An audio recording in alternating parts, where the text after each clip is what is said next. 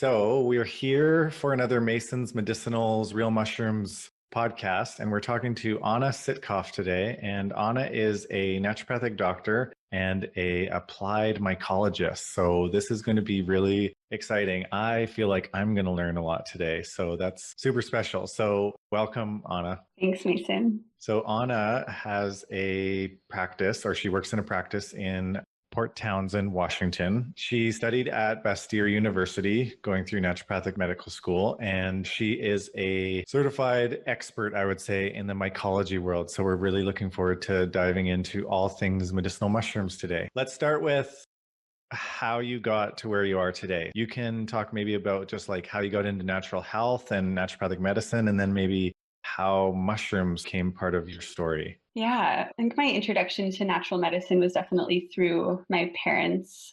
Both of them had chronic illnesses. Growing up, my mom had Lyme disease and my dad had chronic lymphocytic leukemia. And so they were always like going to acupuncturists and naturopaths and seeking a lot of complementary and alternative healthcare. And so I was exposed to that a lot growing up. And then my dad, having cancer, had a Chinese medical practitioner along with his sort of traditional oncologist. And that practitioner put him on a mushroom blend.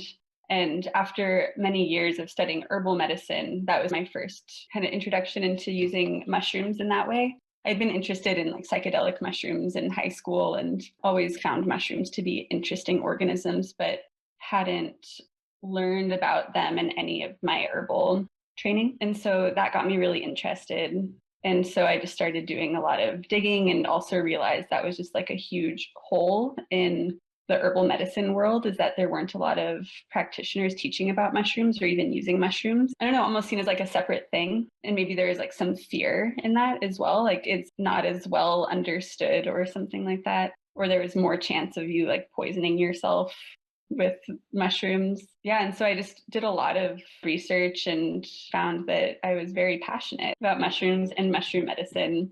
And then I just ended up having a lot of opportunities in naturopathic medical school to do laboratory research and turn that passion that was originally just like a blog and teaching classes into more sort of applicable studies of mushrooms. Me and my friend Olivia and my supervisor, Cynthia Wenner, I think we were like in a research class, perhaps. Dr. Wenner gave us the sort of go ahead to just choose whichever cancer cell line we wanted to use. We had this huge vat of just every cancer cell line you can think of that you can do experiments on, which is really cool. So she said whatever cancer cell line we wanted, and then whichever mushroom we wanted. Olivia was just totally like along for the ride and down to do whatever I wanted to do. I wanted to do a lymphocytic leukemia cell line because that's what my dad had died from. I had been really into this mushroom, Fomitopsis cagenderi, or the rosy polypore, which is a mushroom that most people don't really know about. Just like one of those mushrooms, it's a polypore that you just walk by.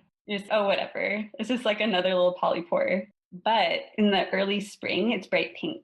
And usually you would only walk by it like later in its life when it's just like, it turns just like black and it's not a very attractive mushroom. It's not like turkey tail or anything like that. I just thought it was so cool looking, and it's cool because it's pink. It is in the Fomitopsis genus has just so many medicinals in it, like Fomitopsis officinalis and Fomitopsis panicola. So I was like, I'm sure that this has like the same kind of lanthanum triterpene glycoside makeup, and it's a mushroom, so it's going to have polysaccharides. We looked at the difference between the alcohol extraction and the hot aqueous or the hot water extractions, and how those two different kinds of extractions acted in the presence of cancer cells.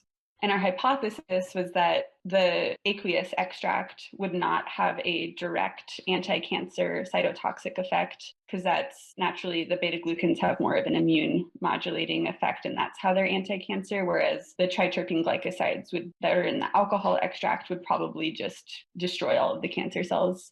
And that's exactly what happened. So in the alcohol extract compared to the control, it was extremely cytotoxic to the cancer cells, while the aqueous extract didn't really do much. We also went ahead and looked at the immunomodulating effect of the aqueous extract versus the alcohol extract and found that the aqueous extract had an immune modulating effect and the alcohol extract didn't. It was a cool, just like proving of what I already knew. It's like, you can't really find that mushroom being used as medicine anywhere. And I used to make extracts with it quite a bit. Yeah, that's so great that you got to integrate the research into something that you're really passionate about. I'm just curious, when was the first time you saw the rosy polypore? So where Bastille is, it's in a state park, St. Edward State Park. And so in between class, I used to go running on the trails all the time. And there was this patch down by the water, maybe 2 or 3 logs actually, that were just covered in it. And so I did that run like a few times a week. And so I would always just run by them and be really curious. I looked it up and I just couldn't find hardly any information about it at all. I don't know when that was. It was probably like my first year in school or something like that, maybe 7 years ago.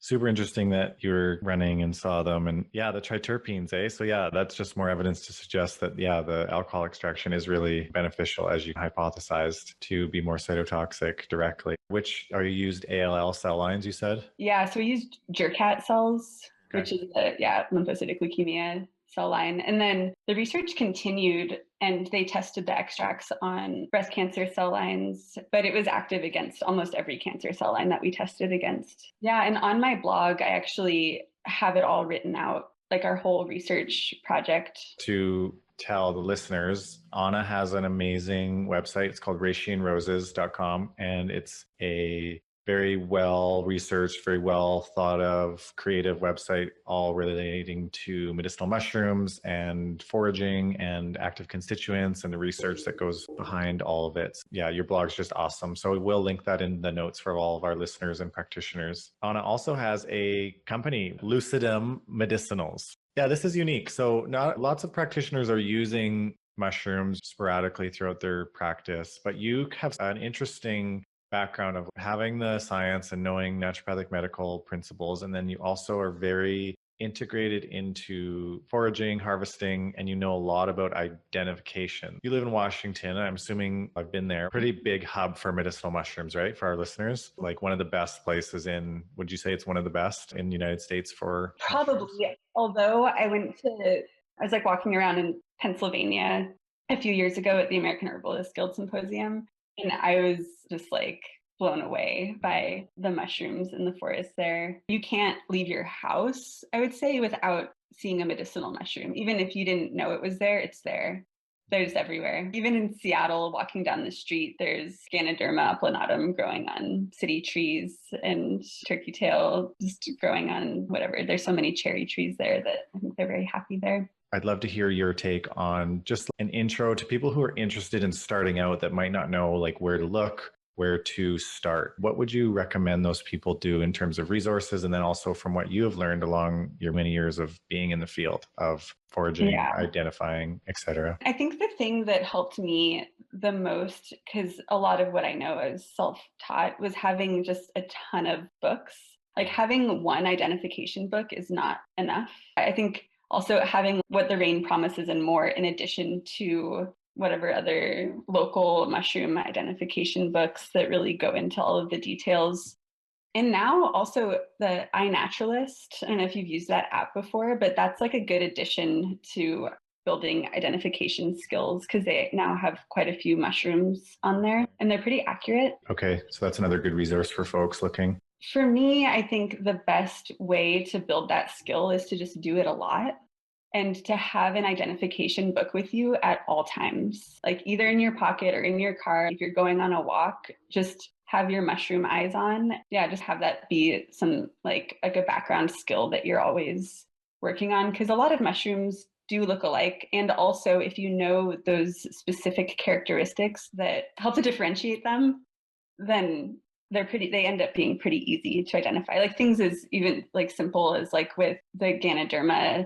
So Ganoderma organans, people always misidentify Fomitopsis panicola as Ganoderma organans because they look similar, but they're so different. And you can just do the easiest thing by just like putting your thumbnail along the pore surface. And if it bruises brown, then it's probably Ganoderma. And if it doesn't, then it's probably Fomitopsis. So just little simple things like that. I also think it's called mushroomexpert.com. They have a lot of really good keys for identifying mushrooms, and especially for turkey tail and like how to differentiate turkey tail from other Trametes or Styrium species. I don't like to call them false turkey tail because I think that's sad. So with the identification, so you said a couple resources there. It's great. We'll put them in the notes. Just getting out in nature. So I assume that to be a forager or to be interested in this sort of line of crafting or whatever you would like to call it, you have to have a drive or a connection to nature. And I've talked to you before, and I know you have it. I know that it runs deep. So what is it about nature and mycology from more of that felt sense or that tuned environment sense that really grabs your attention? Why do you like to do it? What's out there? I grew up in the mountains in Lake Tahoe. I never felt like I was like visiting nature. I always felt like I was a part of nature because that's where I lived. And Tahoe is just it's very forested. You just can't help but feel like you're a part of it. So I think that just growing up in a place like that has made it just deep in my soul that I feel a strong sense of belonging in nature. And then with mushrooms specifically, they have this amazing ability to transform dead things into being this like fertile soil or fertile ground that can produce new life. And I've always had a pretty strong fascination and interest in just like death and dying and transformation. Mushrooms, they're just like the alchemists of nature, and that's like what they do. And I've also done a lot of study in alchemy, and so my interest in that also made my love for mushrooms deeper. It's so hard to describe something that's so innate that I don't think about that much. It's just how I am. But something that I did just think of that I just wanted to add about the like identification thing is that I think it's not only about going out in nature and like spending time and like looking at the mushrooms and looking for them, but it's actually about interacting with them and to actually harvest it and cut it in half and be able to see all the different layers of the polypore and see that it all just like tells like a story in a way. And I think that's why I love like making medicine with mushrooms. And when I used to have time to like practice alchemy is because I feel like in the extraction process, I would be uncovering all of these secrets. Like with Fomitopsis panicola, like it just seems like whatever. That's a really common mushroom, the red belted polypore, like it's everywhere. And then when you start making medicine with it, that there's this really sour kind of flavor. It's like very resinous and thick and really different from any other mushroom. And yeah, so I think that's a really important aspect of getting to know them is to make medicine with them and cut them up and make tea and have them become a part of you in that way.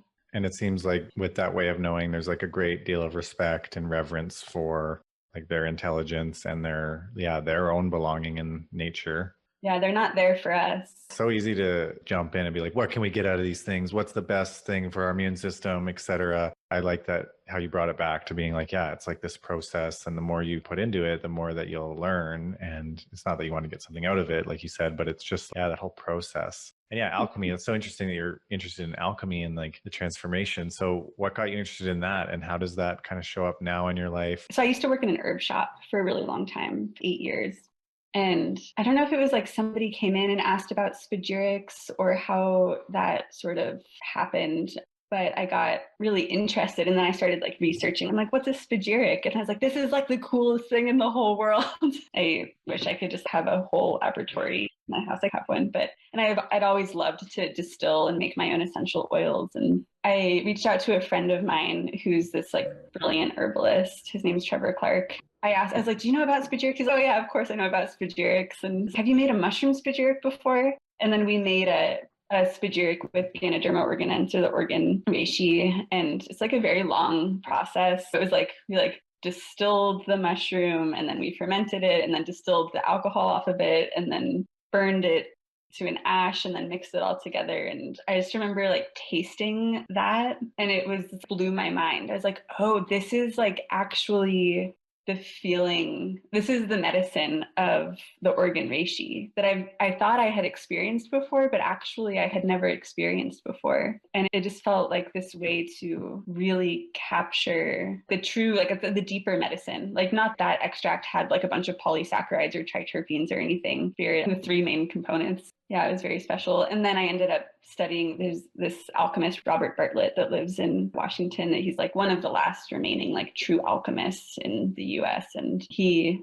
lives like an hour and a half from Seattle. And so I got to study with him for a little while. Thank you for sharing your whole like mini summary of alchemy with the sort of like the chem gear and the lab equipment. I know you have like certain tools that might be accessible for some people that are just starting out or getting into more extractions. What do you have that the general kind of mushroom fan would maybe be interested in? I'll just start off with the most simple thing that I have that I'm sure a lot of people maybe already have in their homes is an Instapot or any kind of electric pressure cooker. It makes the most concentrated aqueous polysaccharide rich extract that I've ever been able to make with any other kind of gear. And so I usually do all of my aqueous extracts in the electric pressure cooker. I do a hot alcohol extract with my mushrooms. And to do that, I use what's called a sock slit apparatus. And that is maybe a little bit more advanced, but also like really easy to use. And that's a piece of glass labware. You basically have your boiling flask on the bottom that has the solvent, which is usually just alcohol. I just realized that your background, like you have your boiling flask. And then on top of that is the sock slit, which is just like where you put the mushroom or the herb material in. And on top of that, you have a condenser. And so the alcohol refluxes back through the plant or mushroom material over and over again. And it's hot alcohol. And so it's just a way to make a really quick tincture. Like it still takes about 8 hours, but that's quicker than a few weeks. I get a lot of like more like deeper kind of flavors with that. And perhaps it also extracts like a lot more resins from the mushrooms, and I get more of the terpenes that way as well. And then it's nice too, because since it's a closed system, if there's any like sesquiterpenes, which are more volatile, or monoterpenes or something like that, then it stays in my extract. It doesn't evaporate. And then the polysaccharides always precipitate out. Okay, sweet. This is great. Thanks for sharing one pretty low tech and one, a little bit more techie kind of thing with not even techie, but just condensing and having that apparatus to hook up. This is also a very loaded question, but coming from your vantage point of being like part of nature and understanding mushrooms and mycology more, is there a mushroom now that you're like super interested in, or there's one that's like always been your favorite? I'm like really into oyster mushrooms. One reason I love them is because they're just like really accessible. They're easy to identify also for those first time mushroom hunters. Most grocery stores have them and they taste really good. I really like mushrooms that I can eat. I love like making the medicine and taking the medicine in different ways, in tinctures and powdered extracts and stuff like that. But I think that just eating mushrooms is also great. And oyster mushrooms also have a lot of this ergothioneine. It's like very cool constituent that all of the like the polypore mushrooms don't have that necessarily. And so I think that's an interesting thing about oyster mushrooms. If I were at the grocery store and I had to choose one mushroom to eat, I think it would be a nokatake. They just look like aliens. That's why I like them. I like them because I can eat them like spaghetti, but they're mushrooms. Enoki, yeah. And that's pretty common. Like that's in most stores anyways, that gets pretty accessible. Same with oyster now. When I find a reishi mushroom out in the forest, there's just nothing like that feeling. It's just like pure joy and feels like medicine for your eyes. And it just feels very special. Yeah, they have a very deep color, I'm sure, like in different parts of the season too. Reishi is definitely a classic for good reason. Yeah, that's interesting what you said about the polypores. Just like the guild, like shiitake and oyster, some of the biggest ergothioneine mushrooms. I was just going to say those more guild. I found this review a while ago that was like, I was looking at the ergothioneine amounts in polypore mushrooms versus a lot of, those guild mushrooms. And the polypores had just like very little. I was surprised because I'm such a polypore person. So I was a little disappointed, but it was good because then it motivated me to give some more love to guild mushrooms. Where do we want to go next? Clinically, like in your practice, how are you most using mushrooms? Are people receptive? What is your stance there when working in your clinic in Washington there? Mostly I'm using mushroom blends. And for the most part, it's to be used as like immune modulator. And so people who come in with a low white blood cell count or low immunoglobulins, then I usually use a mixture powdered extract. Yeah, I don't know if I'm supposed to. I use the 5 defenders. One of the biggest things actually is reactivated Epstein-Barr virus that I've been using the 5 defenders for. Yeah, sometimes I'll use that, or sometimes I'll just use reishi as far as the mushroom aspect of that treatment, and people tend to respond really well to it. So yeah, some reactivated chronic infection. Yeah, definitely like any like chronic viral infection, I think mushrooms are pretty great. They seem to work better in combination than alone. Mushrooms are just community organisms. Even though they all have beta glucans, polysaccharides, they have their own kind of structure and they're not all just the exact same. And so perhaps it's just like a synergistic effect there. And then lion's mane for people that are coming in with neuropathy or like postmenopausal depression, anxiety, that kind of thing. Lion's mane is definitely, seems to be really helpful. It's funny to see how I end up using them in practice. There's some patients that are like my favorite that come in and they're like, we just want to do everything with mushrooms. It's this fun experiment where I'm like, oh, there's a mushroom for that. Oh, the other thing I guess is for chronic kidney disease. Using cordyceps and reishi quite a bit. The best response is just that their GFR doesn't continue to drop, or they have like less albumin in their urine or something like that. And there's some interesting, I don't know if you've seen the research using cordyceps with chronic kidney disease and with kidney transplant patients. There's just really good evidence to support that practice as well. Yeah, and the dose is decently moderate to high, no? It's like 3 to 9 grams. Yeah, which is good to know that you can still use it with a compromised kidney function to support. Definitely. There's a lot of really cool research with reishi and kidneys. There's not so much on humans specifically, but mostly what's been interesting to me is that it's like a natural ACE inhibitor. Then there's also some interesting data on like meroterpenes from different Ganoderma species that help your kidneys to process uric acid and are also like work as like xanthine oxidase inhibitors. And so people with gout and poor kidney function really tend to benefit from reishi. I haven't used it for that very much in practice. It just hasn't come up yet, but I'll let you know when I do. Yeah, I got a gout patient that, things aren't really budging. So maybe, you said it's a triterpene? It's a meroterpenes. Oh, a meroterpene. So it's like a flavonoid attached to it. Meroterpene. Okay. So earlier, Anna, you mentioned that earlier in your life, you got really interested in the consciousness expanding or the psychedelic properties of mushrooms. So I'm curious about how that came about. And what's your take on like this whole like psychedelic like revolution that is just like sparking right now? What's your take on this whole like roller coaster that's just starting, I feel? I think it's just phenomenal that psilocybin mushrooms are becoming legalized, decriminalized in a lot of places. The studies that have been done on psilocybin and depression, there's just nothing like it. And so I think that the way that researchers are going about introducing psychedelics into medicine at this point in time is a little bit smarter than how psychedelics were put out into the world maybe in the late 60s, early 70s, whereas now we have data and people love science for the most part. And so to actually see clinical trials and see how beneficial psilocybin has been for people for treatment-resistant depression that maybe isn't so treatment-resistant, and also helping with people come to terms with the end of life. And I think it's pretty phenomenal. Yeah. What's interesting about it, although, that I'm curious just to see where it'll go is like all of the research and everything is on isolated constituents. So it's like just on psilocybin. It's not on psilocybe mushrooms. And in no point in time has anyone just used psilocybin, like straight psilocybin for like in ceremony or as medicine or anything like that. And so I'm just wondering if people are just using psilocybin as medicine or to support with these things, like what other aspects of the psilocybe mushroom are they missing that might be really important and synergistic?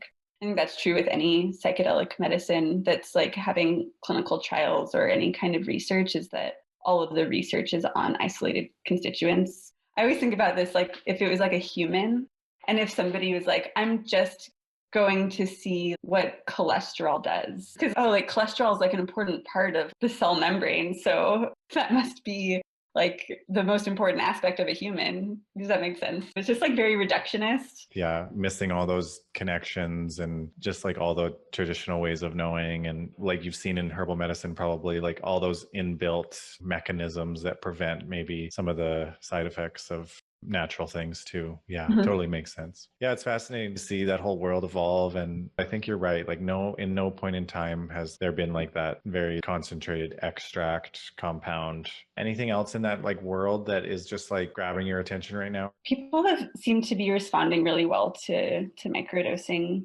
mushrooms. It's interesting because in that sort of setting, I think people are actually using the, whole mushroom that's ground down into small doses. And I have a few people in my life who have been using it for like chronic pain, depression, and seeing really positive results. And it's like another aspect that's cool and hopeful. And if legalized, it's just really accessible medicine for these conditions that like most people end up just living with their whole life, going from doctor to doctor and not really seeking a lot of relief from conventional options. Yeah, definitely a lot of potential there to relieve a lot of suffering. So we talked a little bit about the myconaut potential there with consciousness. So in your own practice, working with people, not having to talk about like mushrooms or anything, but what have you seen like in your first couple of years of practice and going through your residency? What do you find is like most missing in folks' lives and where you like to focus? What's your health foundation list? Especially in this last year with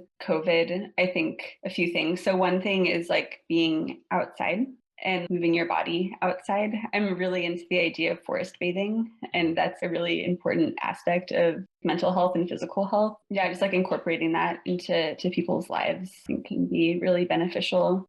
And drinking water. Sometimes that's all the person needs is to like just drink some water. Like having protein in the morning, just like keeping your blood sugar regulated. So many people who think that they have anxiety actually just get really low blood sugar at various times in the day because they're not eating enough protein in their meals. So just simple things like, yeah, eating regularly and then having some kind of movement practice, whether that be like stretching or working out, or even just, I tell my patients like walking counts. Even if you just go outside and walk for at least 30 minutes, that will benefit you. Those are like the main things, like water, forest, movement, blood sugar regulation. Also in this last year, what's been really hard and affected so many people and myself included has just been like sleep. And, that being definitely like one of the most important aspects of health and something that feels actually a lot less easy to control. It's like you can go on a walk outside, you can drink water, you can regulate your blood sugar, eat regularly. But if you can't sleep, you can't sleep unless you like take some kind of sedative. You don't really have a lot of control over that. And helping people to work on that has been important and also really difficult. Insomnia it's really hard. And it's hard to treat if you're not using drugs. Yeah, what do you recommend just other than your forest, water, movement, blood sugar? Do you use nervines? Do you think that those are helpful with some people or not really? With the really hard to treat insomnia, they're not super helpful. Maybe like passion flower, like solid extract is helpful for some people. And then for some people, it just doesn't touch it. I actually really kava at night, especially for people who are just like feeling pretty anxious. I've also found that like getting out of bed and doing some shaking just to help get the like nervous energy out of your system, some like deep breathing, any kind of vagus nerve stimulation kind of thing. You can do all of the like California poppy and passion flower and lemon balm and skullcap. It's just not quite strong. I recently got a weighted blanket. I'm going to start telling people to get weighted blankets because it's changed my life. It's like a warm hug to the nervous system. Thank you for taking us through that and the ever so tricky to treat insomnia that most of us suffer with or have, at least in some part of our life. So what are you going to plant in your garden this year? This is the first year that I'm going to actually have a garden in a very long time, which is nice. The reason I'm excited to move. And I just bought a bunch of herbal starts from the Best Year has like a medicinal plant sale every year. And I got hops. It's actually, some people really benefit from hops for insomnia. And yeah, we have a structure in our front yard that already has schizandra climbing on it and grape on one side. And so I'm hoping that it'll be sunny enough to have hops also on one side of it. And some red sage, ganshen, which I love that herb. And there's like an outdoor bathtub at my house, and there's already like a bunch of lemon balm around it. And I have a dream of just making it like really yummy smelling everything. So also having some like lavender and maybe some other mints or something. A lot of calendula, basic and beautiful. Yeah, I got 10 plants. I don't even remember now. And hoping to have some mushroom logs too. It's like a nice shaded area to maybe do some like turkey tail plugs or something. Yeah, if I had the turkey tail next to the red sage, there's like some cool research with that combo. It's interesting. There's not actually very much research at all just on turkey tail. There's so much on PSK and PSP, which don't count. And there's like a few trials though that actually just use turkey tail, but in combination with red sage root. So I think that combination is pretty interesting and has a pretty strong immune modulating effect. Good buddies. Yeah, I think I did see those studies. It was like breast cancer and some sort of CD4, CD8 ratio. Is that yeah. There's one for like nasopharyngeal cancer too. Is there anything else that you'd like to chat about in terms of foraging? Any cool, like up and coming research you've seen? Anything at all? You want to talk about ergothioneine a little bit and how cool it is? Let's jam on ergo, this interesting, like adaptive antioxidant. Yeah, pretty good antioxidant potential. I've seen a really interesting array of, I think they call them metabolomic studies, where they can predict cardiovascular disease and neurodegenerative disease. And ergothioneine seems to keep showing up. I think you mentioned on a podcast, and I started to dive into it deeper about possibly having some sort of chelation ability with some sort of ferric form of iron in our bodies. Is that right? With copper, but maybe also with some iron. What I think is so fascinating about it is that one, it's basically like a backup system to glutathione, which is super cool. And so the way that I think about it is you have these cells that are like really susceptible to oxidative damage, or maybe you're in a very like an environment with a lot of toxins like the world right now, or a city or something. You can store ergothioneine in your cells for like up to a month after ingestion. And so it really just like acts like a backup antioxidant system. And then even cooler is the fact that we just have specific transporters for it. That's wild. And those transporters are on the blood-brain barrier, which is also really cool and not super common. I think there's just so much potential there. And there's like interesting studies showing that like people who are like more prone to neurodegenerative disease have less of those OCT-N1 transporters. And so having those transporters is like very protective. And also like a way to have more of those transporters is to have more ergothioneine consumption. I just think there's like a lot of potential there. I think there's this one researcher and he just writes all of the ergothioneine papers, and I would love to meet him someday. Yeah, no doubt. We have to meet him for sure. With ergo, with things like thione, vitamin C, they are antioxidants, depending on the dose, obviously. So what I've read about ergo, Anna, is that it's quite stable, which is quite rare for an antioxidant. Yeah, I thought that was really unique that it had this capacity to like have all this like redox potential or antioxidant potential and then still be pretty active or bioavailable. Anything else in the ergo world that you're just like, yeah, everybody needs to know this about ergo right now? Something that's been coming up in my practice is the thinking a lot and reading a lot about zinc and copper balance, and finding that a lot of my patients with either like chronic mental health stuff or other like chronic conditions have pretty low zinc and pretty high copper. And if there's a way to bring in that balance by, you can take a zinc supplement, but at the same time, maybe just through eating a lot of oyster mushrooms, because ergothioneine is so bioavailable, or taking an ergothioneine supplement, but that you could also help to decrease copper buildup possibly in the brain, since that does. And then I think it's interesting too, I mentioned this on another podcast that I was on, that like those OCT-N1 receptors or transporters are really present on the seminal vesicles. There's like some potential for maybe if people are maybe infertile for certain reasons, maybe because there's like copper toxicity or something, I don't know, that maybe through having a lot of ergothioneine in the diet, it can help to decrease copper in the semen. There's a study that was showing that. Yeah, these OCT-N1 receptors or ergo receptors, whatever they're calling them now, are just seem to be like in a lot of interesting places, like the eye, get to the brain, like you said. Yeah, I think they were in the heart for sure, kidney. And then there's the whole conversation around, I don't know if you've heard it, with Bruce Ames and like the triage theory. Yeah, I'll send you a paper. I want to get your take on it because I don't know if I fully understand it. But anyways, there's like this thought that when we're like stressed or inundated with like environmental toxins, just like everyday life, whatever, like any kind of stress, doesn't have to be those two things. But yeah, they're suggesting that like this ergothioneine may be like this longevity vitamin that prevents aging in a way because of all these mechanisms we've just been talking about. And I actually did a podcast with Dr. Robert Beelman. He works in somewhere near Pennsylvania at, I think it's Penn State University. And he was saying that tilling and conventional farming practices that I guess revolve around tilling actually disrupt the ergothioneine transfer from mycorrhizae to the roots of plants. So he was saying that they grew like a bunch of oats or something and they did a no-till versus till, and they showed that the no-till had way more ergothioneine. I don't know what they're studying, like maybe it was like the myco or the roots or the oat plant itself, but he was saying that tilling is actually really disruptive because ergothioneine could actually be in our food. So I thought that was really fascinating. I guess like those mycorrhizae, those little micro fungus might be able to produce ergothioneine too. I don't know. Yeah, that makes sense. Because I know it's also found in like blue-green algae and some, like they're like cyanobacteria. So I don't know. That makes sense. And I think that's what sort of some of the research has shown too. And just in cultures where there's a lot more mushrooms in their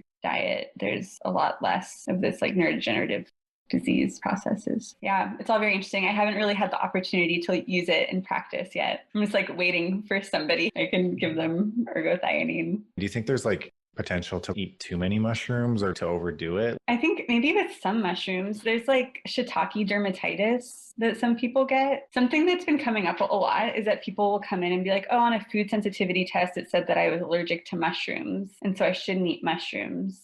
On those food sensitivity tests, like the IgG food panels, I don't know if you guys run those, but it's only testing for almost every lab that I know of, except for maybe one, is that it only does raw foods, like raw protein.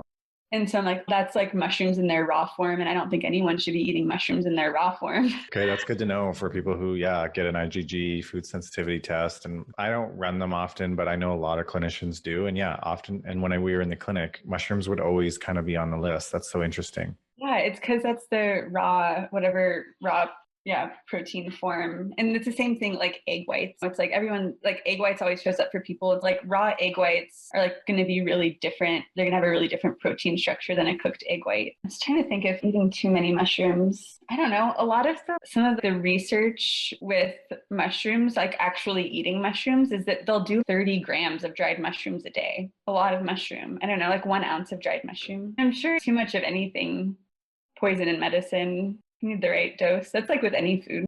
Yeah, I guess they're a food first and they have a pretty large therapeutic index. I'll keep eating all my mushrooms. Okay, great. I really appreciate you talking to us on this podcast. Thank you so much.